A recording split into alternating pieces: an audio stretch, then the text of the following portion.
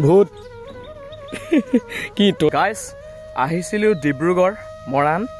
আৰু এতিয়া আহি পালোহি শিৱসাগৰ সোণাৰী মই বৰ্তমান উপস্থিত আছোঁ শিৱসাগৰ সোণাৰীৰ এখন বাগানত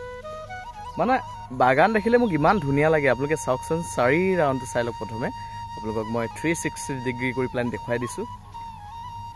মানে এনেকুৱাই লাগে এদিন চাগে মই এনেকুৱা বাগানৰ মালিক হ'ম নেকি বাৰু মানে এনেকুৱা এটা সপোন মানে বাগান দেখিলে ইমানেই ভাল লাগে গাইজ কি ক'ম মানে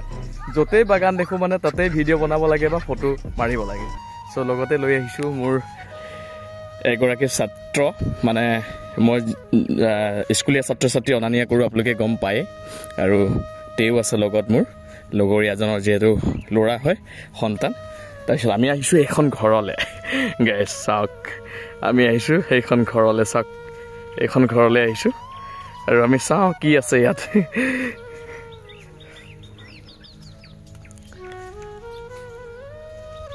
ভূত কি টয়লেট নেকি গাইজ আমি কি পাইছে পইণ্ট কৰিলে যে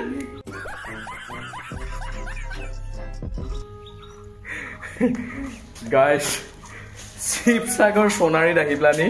বাগানৰ মাজৰ এখন ঘৰত আমি এনেকৈ চোৰৰ লিখিয়াকৈ সোমাই আছোঁ যদি ইয়াত অচিনাকি মানুহে মানে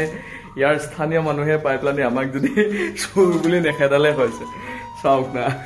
আমি কি কৰি ফুৰিছোঁ ভাই কেনেকুৱা লাগিছে ইয়ালৈ আহি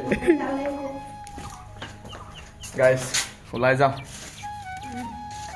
ধৰিব নহ'লে চোৰ গাইজ ইমান ধুনীয়া এটা পৰিৱেশ মানে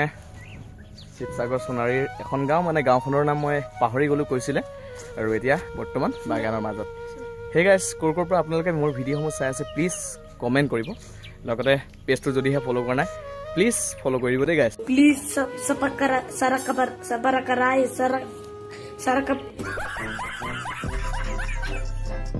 thank you so' much bye by